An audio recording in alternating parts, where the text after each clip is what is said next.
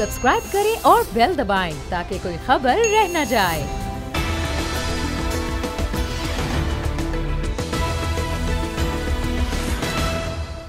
अस्सलाम वालेकुम, मैं हूं फैसल अजीज़ खान।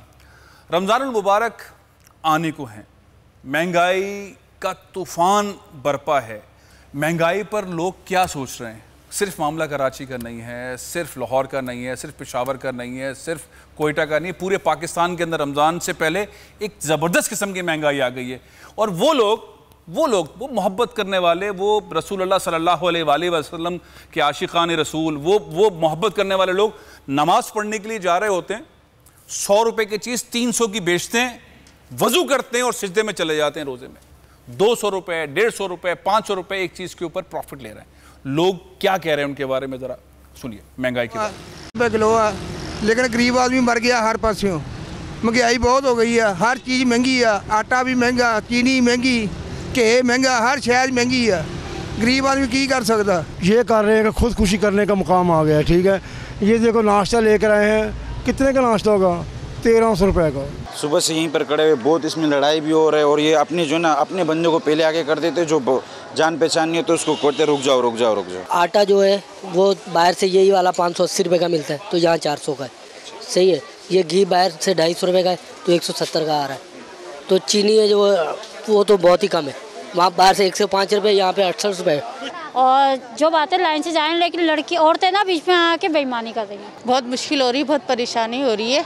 काफ़ी देर से खड़े हैं लाइन, अभी तक नंबर आया नहीं है। जो चीज़ आप सुबह ख़रीदते हैं ना, तो फिर इसकी कीमत ज़्यादा होती है। आखिर यार क्या है, आप दुकानदार से पूछते हैं कि सुबह आपने ये चीज़ हमें इस रेट पे दिया है, लेकिन अब क्या हुआ है? लेकिन ये कह रहा है कि यार बस महंगाई है। महंगाई हवाले से एक हर महीने में देखो बिजली का बिल बढ़ा दे, टैक्स बढ़ा दे, और गैस का बिल बढ़ा दे।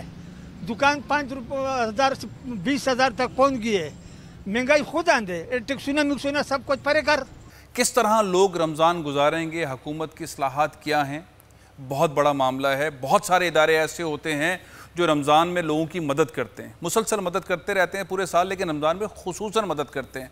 उनको क्या मुश्किलात हैं, उन मुश्किलात को हल कैसे किया जाए, आज का बड़ा मौजू ये है। लेकिन साथ साथ मामला ये है कि कोरोना ने बहुत ख़तरनाक सूरत हाल पैदा की हुई है। मुसलसल 100 से ज़्यादा एक दिन के अंदर पाकिस्तानी जाँ बाग हो रहे हैं। SOPs की खिलाफ वर्जियाँ भी हो रही हैं, SOPs पे अमल दरामद करने के ख़िलाफ़ मुकदमात भी कायम हो रहे हैं पाकिस्तान में, ख़ुसूसन पंजाब के अंदर गिरफ्तारियाँ भी हो रही हैं। क्या लोग ये समझने को तैयार हैं? तीसरा और अहम मामला ये है कि इस महंगाई के अंदर एक तो महंगाई की परेशानी है, लेकिन और फैसले भी अदलिया के कुछ इस तरह के फैसले हो रहे हैं जो ख़ुसूसन कराची में बड़ी बेचैनी पैदा कर रहे हैं। उन फैसलों से क्या सूरत हाल पैदा होगी, इस पर भी हम बात करेंगे। लेकिन सबसे पहले एक अफसोसनाक खबर से मैं प्रोग्राम का आगाज़ कर रहा हूँ। शहनशाह गज़ल हसन, जिनके लिए सारी दुनिया खुसूसन हिंदुस्तान के अंदर जो मोहब्बत पाई जाती थी और जो उनका जज्बा था, उन्हें कई दफ़ा हिंदुस्तान से दावत मिली कि वो हिंदुस्तान आ जाएं, आबाद हो जाएं, जायदादें लें, ज़मीनें लें, घर लें, अवार्ड लें, लेकिन वो कभी पाकिस्तान से नहीं गए।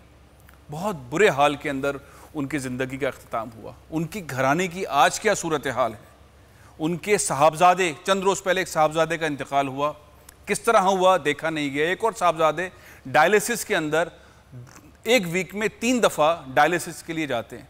उनकी अहलिया यानी कि मेहंदी हसन की बहू, उन्हें बीमारी है, उनके साहबजादे को बीमारी है, शुगर, कैंसर, पूरी तरह घर के अंदर परेशानी फैली हुई है।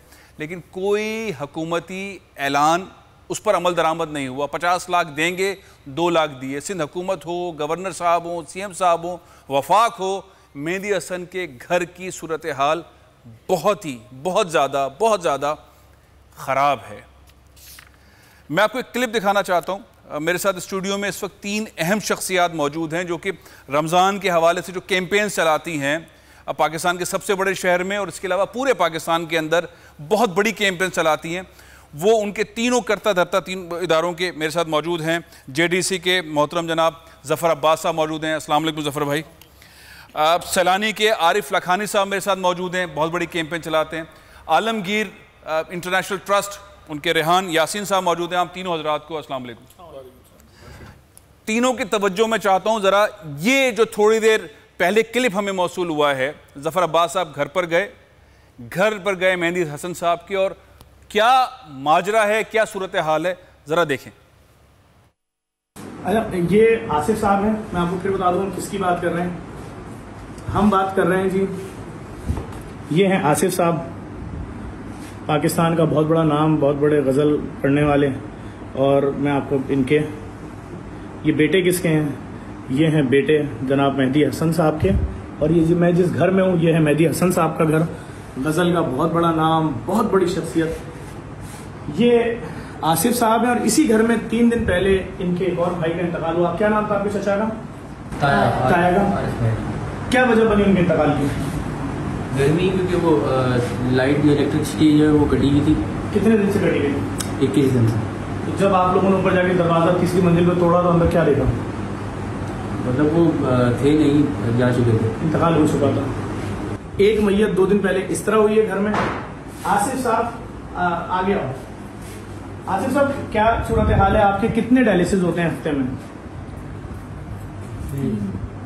3 होते हैं। 3 डायलिसिस होते हैं आपके। तो वो बहन, वो डायलिसिस जो हैं वो आप लोग अपनी जेब से कराते हैं? जी। कैसे अरेंज करते हैं वो पैसे? ऐसे अरेंज करते हैं जैसे हेल्प ले लेते हैं भाई वगैरह से, ये वो। और जितना भी गोल्ड वगैरह था मेरे पास, वो मैंने पहले तो सेल वेल किया। फिर आसिफ की 2-3 गाड़ियाँ थी और बेटे के पास भी थी गाड़ी, सबको पता है, पूरे एरिया को पता है। वो भी सेल आउट हो गई। 2-3 बाइक्स थी इसके पास।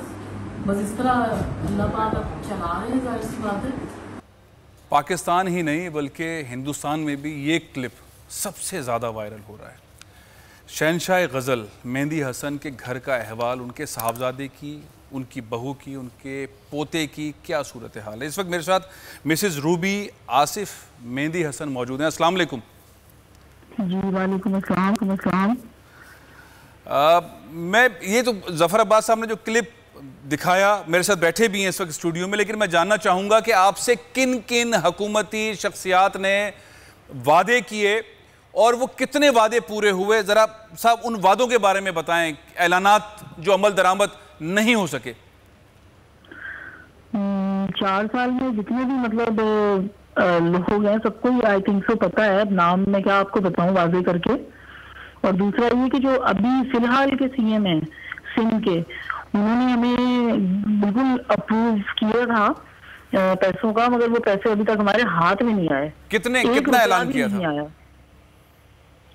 70 लाख 70 लाख रुपए। और कब ऐलान किया था सीएम साहब ने? ये मेरे ख्याल 2-2.5 साल हो गए हैं। और 2-2.5 साल से तो मुराद अली शाह साहब हैं सीएम। अच्छा, अब मसाइल बताइए। ये तो अब जो बताया जफर अब्बास साहब के क्लिप में, इसके अलावा जी प्लीज कहिए। मैं जाती रही हूँ हेल्थ डिपार्टमेंट, मैंने वहाँ जाके बड़ी बड़ी मिन्नतें की हैं। मैं वहाँ जाके रोई भी थी कि भाई मेरे हस्बैंड और मेरी बेटी को इस वक्त अशद जरूरत है, उनको ट्रांसप्लांट की और मेरी बेटी को ऑपरेशन की, मगर उस वक्त से लेके आया गुजरात भी नहीं आया। बस मैं आपको ये क्लियर करना चाहती हूँ। अब मुराद अली शाह साहब को मैं बिल्कुल कुछ नहीं कह सकती क्योंकि उन्होंने तो जो अपना फर्ज था निभाया। अब बीच में कौन है ये मुझे नहीं पता।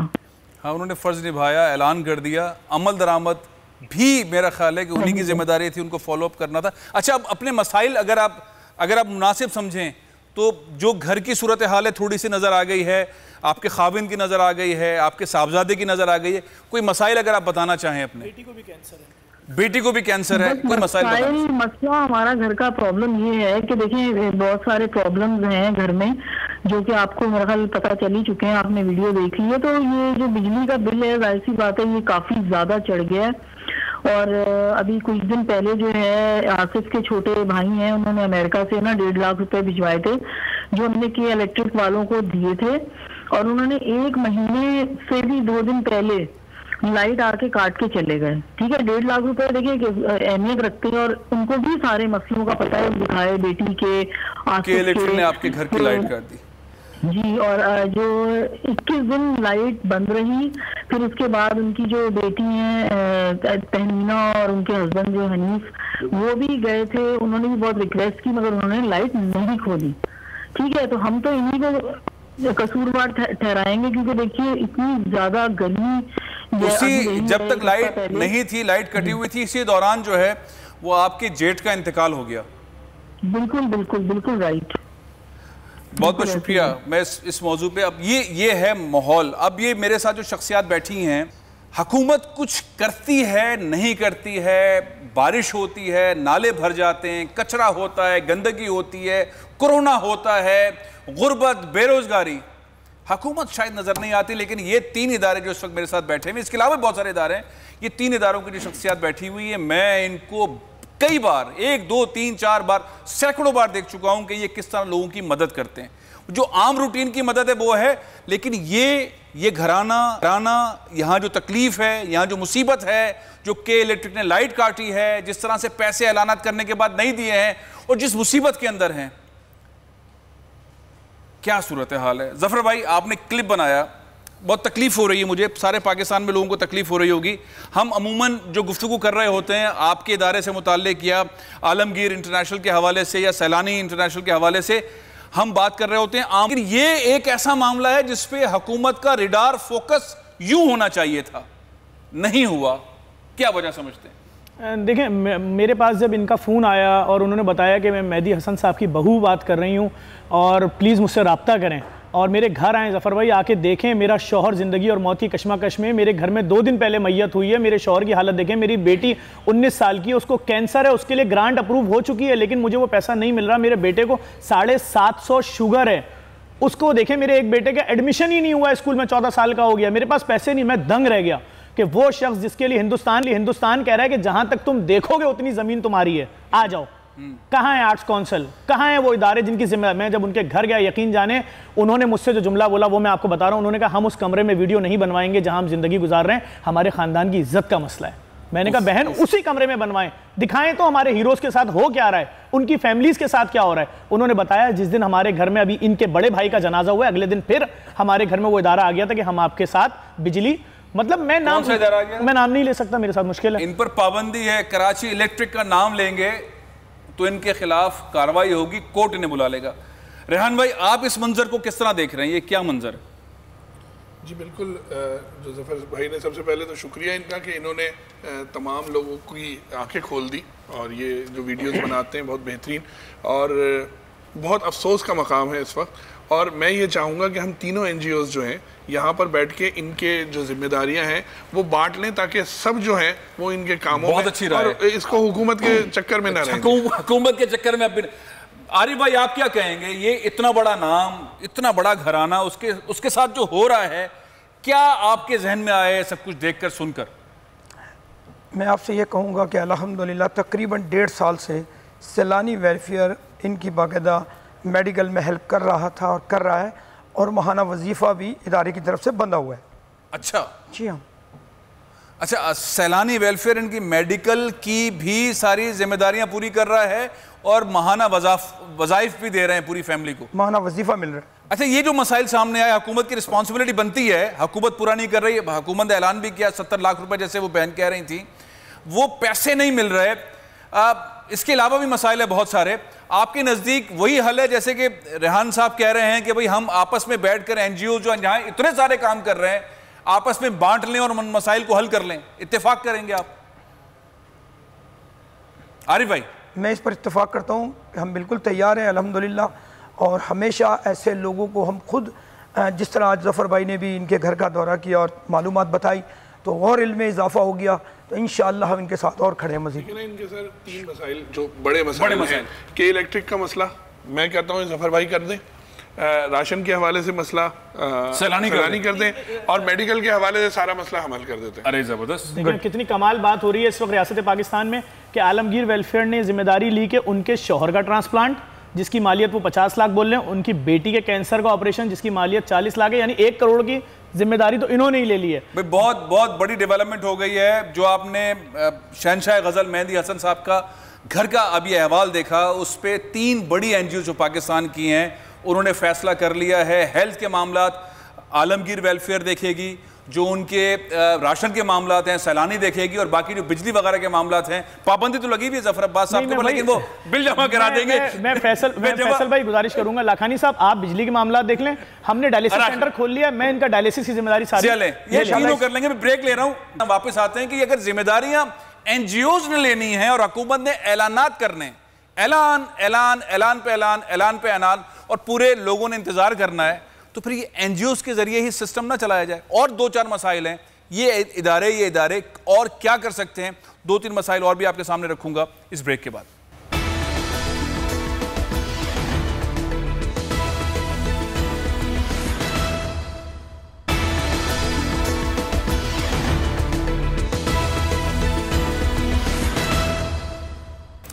Welcome back.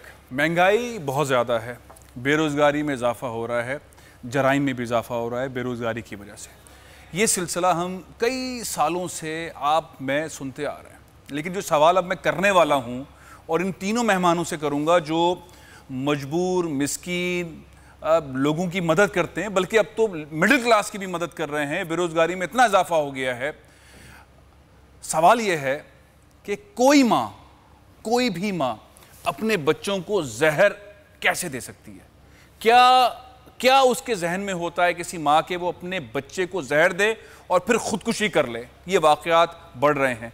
सवाल का जवाब मतलब आप सोचें, कोई माँ कैसे अपने बच्चे को जहर दे सकती है, बच्चों को जहर दे सकती है? उसके बाद पंजाब में वाक़यात हो रहे हैं, कराची में वाक़यात हो रहे हैं, सिंध में वाक़यात हो रहे हैं, KP में वाक़यात हो रहे हैं। कैसे कोई माँ अपने बच्चे को जहर दे सकती है? ज़फ़र अब्बास साहब, कैसे दे सकती है? मैंने पहले कराची में इन वाक़यात पर गौर किया फैसल भाई कि मुमकिन नहीं है एक माँ चम्मच जहर में भरे और अपने बेटे का मुंह खोले और पिला दे। बच्चे को तो अंधा एतमाद है, माँ शहद दे रही होगी, जहर नहीं दे रही होगी। उस माँ ने कैसे दिया? माँ डेली मरती है, 6 दिन की भूखी माँ है ना, शौहर घर में नहीं आ रहा, उसको रोज़गार ही नहीं मिल रहा, वो अपने भाइयों से कितनी भीख मांगे, भाई के हालात खुद अच्छे नहीं है, तो वो माँ डेली मरती है। वो देखती है दरवाजे पे पड़ोसी के घर में दूध जा रहा है बच्चों के लिए, वो कहती है मेरे बच्चे भूखे। 1 बार मरी। उसने देखा पड़ोसी के घर में दाल और गोश्त गया, 2 बार मरी। उसके घर में पके हुए खाने की खुशबू आई, 3री बार मरी। जब एक माँ रोजाना मरती है ना भूख से और उसके बच्चे डेली खाली बर्तन देखते हैं, तो उसके बाद वो माँ कहती है चूहे वाली दवाई लाओ, और अपने बच्चों को बोलती है बेटा सुकून जो मिलेगा ना, जो आ चुका है ऑर्डर सुकून कब्र में, मैं दंग हूं। मैंने अपने ऊपर रख के सोचा कि मैं अगर 5 दिन भूखा होऊंगा तो मेरी माँ क्या मुझे जहर दे देगी?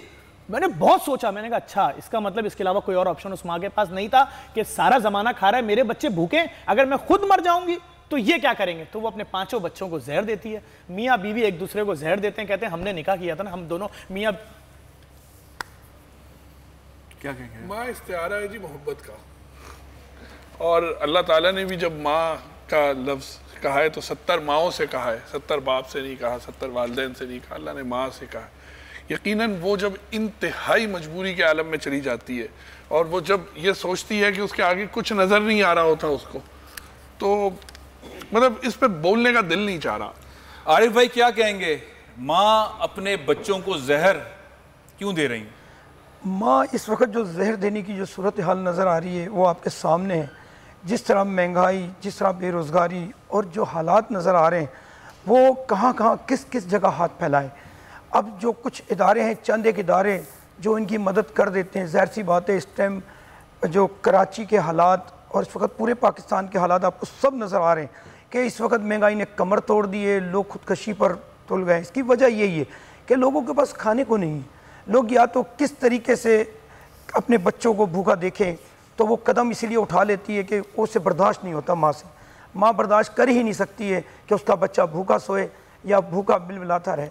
बस मैं यही कहूँगा कि इसमें हुकूमत को कम से कम ये देखना चाहिए कि उन लोगों की तरफ कि जो आज इस वक्त खुदकशी कर रहे हैं, तो ये क्यों कर रहे हैं, इसकी क्या वजूहत है, उस पर गौर व फिक्र करनी चाहिए। हुकूमत की जिम्मेदारी बनती है। मदीने की रियासत की तरफ मौजूदा हुकूमत का सफ़र है और ये सफ़र बहुत तेज़ी से आगे बढ़ रहा है। हम बार बार हम सुनते हैं इमरान खान साहब की गुफ्तगू, फिर हम सुनते हैं उनकी गुफ्तगू, वो लोगों से टेलीफोन पर बात भी करते हैं, वो बहुत सारे लोगों से मिलते हैं, उस वक्त भी बात करते हैं। जब वो मीडिया पे बात कर रहे होते हैं, किसी तकरीब का इफ्तिताह कर रहे होते हैं, तब भी वो ये बात दोहरा रहे होते हैं और बार बार दोहरा रहे होते हैं, बार बार दोहरा रहे होते हैं कि हम मदीने की रियासत की तरफ आगे बढ़ रहे हैं, मुश्किलात हैं, मुश्किलात हैं, मुश्किलात हैं। अब उनसे लोग पूछना शुरू हो गए कि वो जो आपने कहा था घबराना नहीं है, तो क्या अब हम घबराना शुरू कर दें? हुकूमत की जिम्मेदारी किस जगह बनती है? अब ये जो 3 इदारे बैठे हैं, आप 3 इदारों को जानते हैं, इसके अलावा भी बहुत सारे इदारे हैं, उनकी भी बहुत इज्जत एहतराम है। मैं कोशिश करूंगा उनको भी अपने आने वाले प्रोग्राम्स में मदऊ करूं, उनके नुमाइंदों को और गुफ्तगू करें। लेकिन ये तकरीबन 2000 करोड़ 2000 करोड़ की इमदाद सालाना तौर पर करने वाले 3 इदारे। कुछ तो अपनी फिगर कोड कर देते हैं, कुछ का मसला यह है कि भाई वो हम इसलिए नहीं देंगे फिगर, FBR आ जाएगी, ऑडिट पूछ लेगी। अच्छा, ये इदारे अब क्या करें? जो काम कर रहे हैं, भूखों को खाना खिलाना, गरीब लोगों की शादियां करना, रोजगार के मौके पैदा करना, हुकूमत का तकरीबन काम जो है इन इदारों ने ले लिया है। अब ये वाला जो काम शुरू हुआ है, मेहदी हसन की फैमिली जैसी और बहुत सारे घरानों की इमदाद करना, मैं जानना चाहता हूं कि आप कौन कौन से डिपार्टमेंट्स में काम कर रहे हैं? जब आपने काम शुरू किया उस वक्त क्या था, और सूरत हाल बढ़ती चली गई तो कितने इदारों के अंदर अब JDC काम कर रही है? देखिए, हम तो 89 शोबों में काम कर रहे हैं। हमारे 89 कोई आ रहा है, कह रहा है घर का किराया चढ़ गया है, बेटी को छोड़ाया हूँ, बहन के यहाँ क्या करूँ, मालिक मकान ने ताला लगा दिया है, कोई कह रहा है बिजली का बिल, कोई कह रहा है राशन नहीं है, कोई कह रहा है बच्चों की फीसें 1 साल की हैं, कोई कह रहा है वैन का किराया। मसाइल का जंगल है, ठीक है ना। अब हमारे साथ इस वक्त ये प्रॉब्लम है कि हम ये फैसला नहीं कर पा रहे हैं कि हम रमजान में राशन उतारें या नहीं, क्योंकि हम जो भी एप्लीकेशन आ रही है कह रहे हैं भाई हमारे घर का किराया दे दो, हम भूखे सो लेंगे, छत तो रहने दो सर पे। अच्छा भाई सही है, तुम्हारा किराया देते हैं। तो बोले 15,000 के हिसाब से 1 साल का किराया जो है 2.25 लाख है, तो राशन का बोरा तो 8,000 का था, आप 2.25 लाख एक आदमी मांग रहे हो।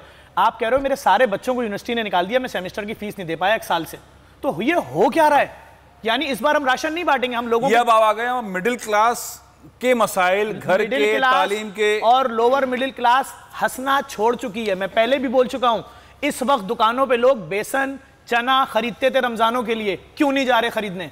उनको पता है कि इसके पैसे ही नहीं है। बस भाई खाना खाएंगे, वही सहरी होगी या वही अफ्तारी होगी, खत्म। हम तो हर शोबे में काम कर रहे हैं।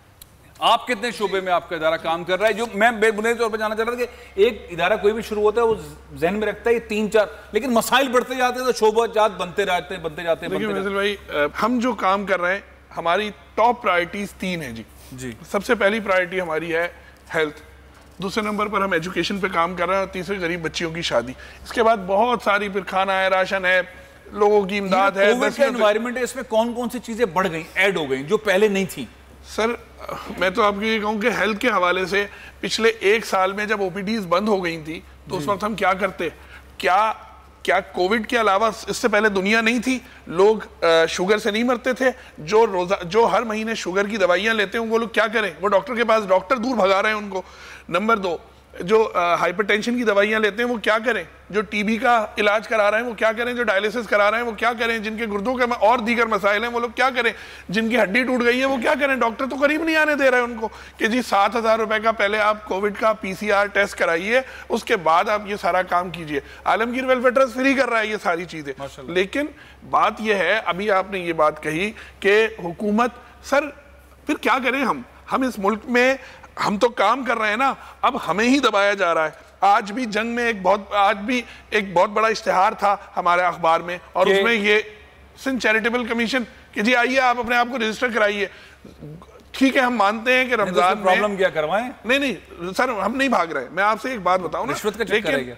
बहुत सारी चीजें हैं, रिश्वत का भी है, बहुत सारी चीजें हैं सर। हम रिटर्न्स भरते हैं, ठीक है, हम सारी चीजें भरते हैं, कोई चीज छुपी ढकी छुपी नहीं होती। वो लोग भी बेचारे हमसे काम लेते हैं, जो वहां पर कमिश्नर, चीफ कमिश्नर बैठे हुए हैं, डिप्टी कमिश्नर, असिस्टेंट कमिश्नर बैठे हुए हैं, वो लोग कहते हैं, उनके पास भी लोग आ रहे होते हैं, वो कहते हैं यार आप लोग काम कर दो, तो वो अगर कह भी रहे होते हैं तो वो कहते हैं यार ये वाला काम कर दो। चलो, बात यह है कि हम कोई गलत काम थोड़ी कर रहे हैं सर, हम कर क्या रहे हैं, हम लोगों का काम कर रहे हैं। अब वो ये कहते हैं कि आपने जिस किसी के साथ मदद कर रहे हैं उसके पहले आप विद होल्डिंग टैक्स काटिए, इनकम टैक्स काटिए, फलानी टैक्स काटिए, इस काट के हमारे पास जमा कराइए। मुझे एक बात बताएं, आलमगीर वेलफेयर ट्रस्ट या सैलानी या JDC बकरे लेने के लिए जाता है, वो कहते हैं इस बकरे वाले का टैक्स हमारे पास जमा कराइए। बकरे वाले का नाम उसको नाम नहीं पता, वो बलूचिस्तान से अपने बकरे लेकर आया, मुझे बताइए कहां से? उनको बताते पाकिस्तान में और सूबों में भी हो रहा है सर।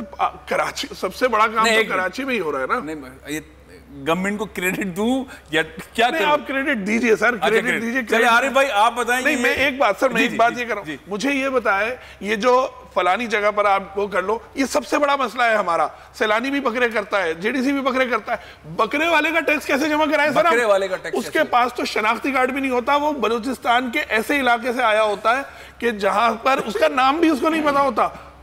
तो ये इस तरह की बातें लेकर आते हैं। अच्छा, ठंडे सिस्टम से आउट हो रहे हैं ना, जरा मैं बात हूं इस साइड पे। अरे भाई, बहुत सारे मसाइल थे जिनका हल आप तलाश करते थे बिफोर कोरोना, कोविड से पहले। बहुत सारे मसाइल कोरोना के अंदर पैदा हुए क्योंकि लोगों के रोजगार चले गए, उनकी आमदनियां खत्म हो गई, दुकानदारों की, आम लोगों की बहुत मुश्किलात हुई। तो कौन से नए शोबे आपने इसमें खोले? मैं क्वांटिटी की बात नहीं कर रहा, लेकिन मैं चाहता हूं कोरोना के अंदर जो मुश्किलात आपने लोगों की हल की वो क्या क्या है?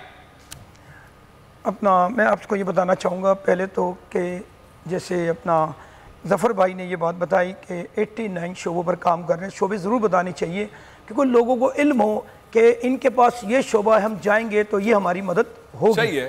तो अल्हम्दुलिल्लाह सैलानी वेलफेयर 63 से ज़ायद शोबों पर काम कर रहा है। हर शोबा मसरूफ़ अमल है। ऐसा नहीं है कि कोई शख्स आ रहा है कि हमें शादी में मदद चाहिए तो उसे शादी में मदद मिल जाती है, उसे ये नहीं कहा जाता है कि हमारे पास ये शोबा इस वक्त बंद पड़ा हुआ है। हर तरीके से शोबे में मदद की जाती है। 63 शोबों पर जो काम हो रहा है उसके अंदर सेहत का भी काम हो रहा है, ग़िज़ा का भी हो रहा है, एजुकेशन पे भी हो रहा है, मेडिकल में भी हो रहा है, तमाम शोबों पर काम हो रहा है, चाहे रोज़गार के हवाले से हो। तो कोरोना के अंदर कौन से नए शोबे मेरा सवाल है कि वो शामिल हुए? आपने देखा कि ये नॉर्मल था लेकिन अब कोरोना में ये चीज़ें भी हमें करनी पड़ रही हैं। सर कोरोना में तो देखिए मेडिकल का शोबा हमारा हर तरीके से उनकी वो मदद कर रहा है जो मदद उनको चाहिए होती है। जाहिर सी बात है इसमें सिलेंडर है, पाइप मशीनें वगैरह है, उनकी जो ज़रूरतें होती है वो हम पूरी कर रहे हैं। हेल्थ के शोबे की ऐड हो गई जी। अच्छा, अब मैं आपके सामने एक और मौजू लेकर आना चाहता हूँ। वो मौजू ये है कि ये जो इदारे हैं ये कोई भी किसी का मसला हो उसके हल के लिए फ़ौरन आगे बढ़ते हैं।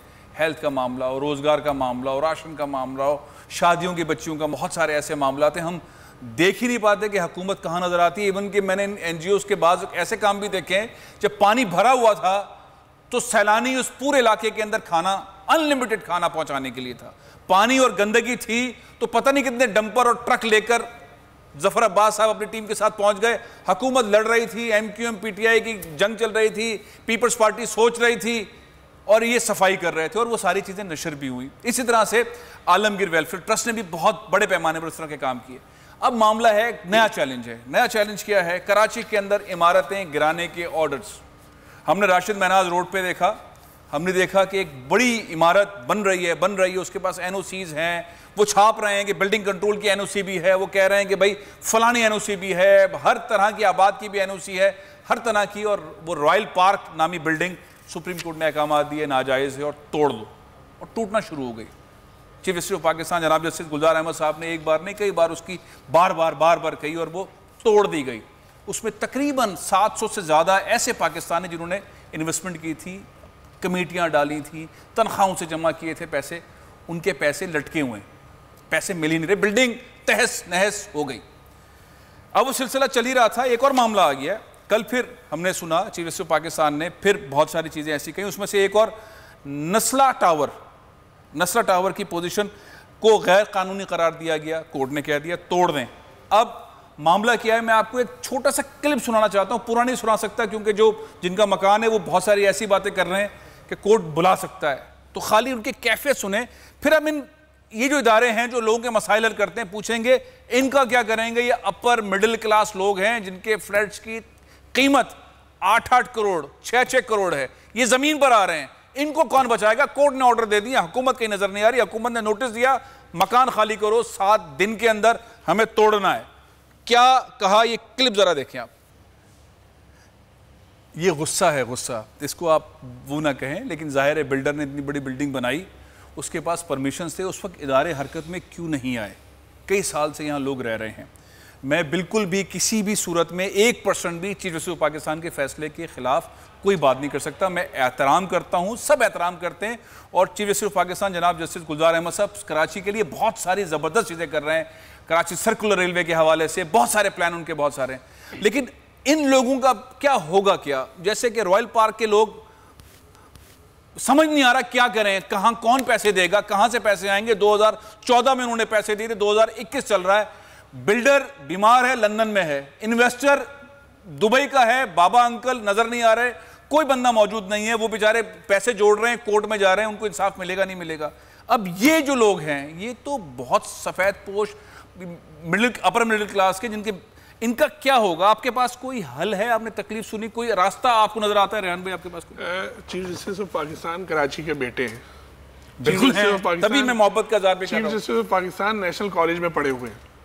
चीफ जस्टिस ऑफ पाकिस्तान से हाथ जोड़कर कि वो बिल्कुल इंसाफ की कुर्सी पे बैठे हुए हैं। उनसे अच्छा इंसाफ सुप्रीम कोर्ट का कोई और कर नहीं सकता, सबसे बड़ी सीट है माशाल्लाह से बात। हम सिर्फ उनसे रिक्वेस्ट कर सकते हैं, हम उनसे दरख्वास्त कर सकते हैं कि इसका हल निकालें। आप फैसला जरूर दीजिए और इंसाफ पर फैसला दीजिए, लेकिन उस इंसाफ के साथ साथ उसका हल निकालिए। सर ये लोग क्या करें, पैसे वापस दिला दीजिए। वो तो हो गया, अब अगला राउंड है जफर भाई, वो तो टूट रहा है, वो तो उन्होंने कहा तोड़ दो, अब ये करें क्या? अब आप इनको घर देंगे, हुकूमत तो नजर नहीं आ रही अब तक कोई खबर किसी। सर आप क्या करेंगे? करते हैं हम एनजीओ एक ज्वाइंट कमेटी बनाते हैं, हम नफ्सियाती डॉक्टर लाते हैं। वो बेटी जो बड़े प्राउड से बताती होगी ना कि मेरे अब्बू ने 8 करोड़ का फ्लैट लिया है, उसका भी ज़हनी इलाज कराना होगा, उनके बेटे का भी, क्योंकि नहीं झेल पाएंगे लोग। हाँ मैंने सुना है कि इस्लामाबाद में भी इस किस्म का एक वाक़या हुआ था।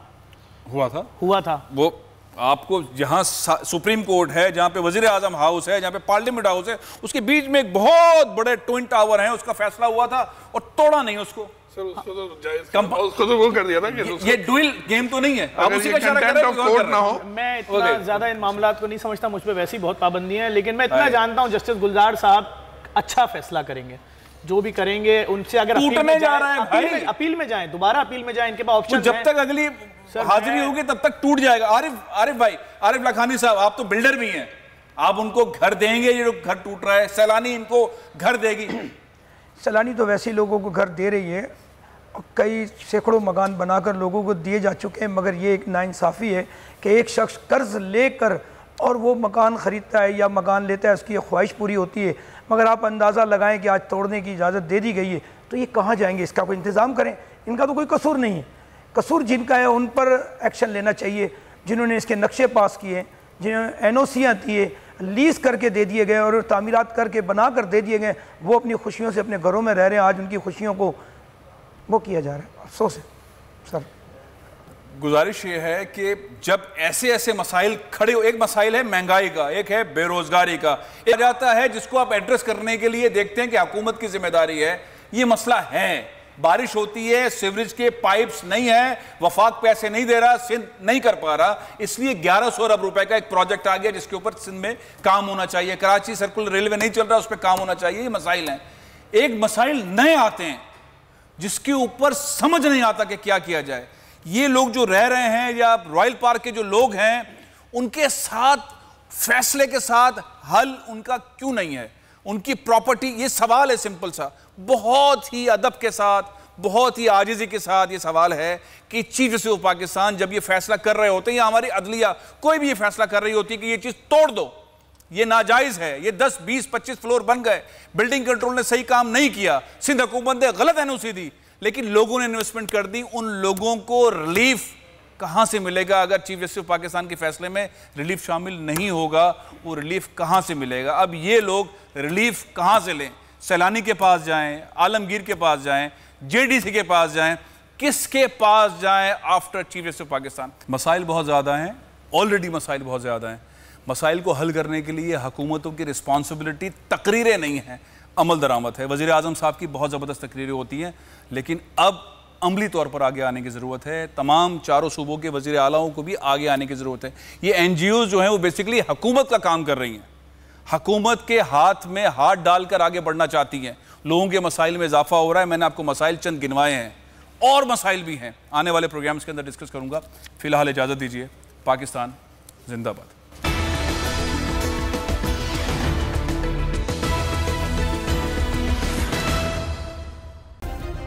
सब्सक्राइब करें और बेल दबाएं ताकि कोई खबर रह न जाए।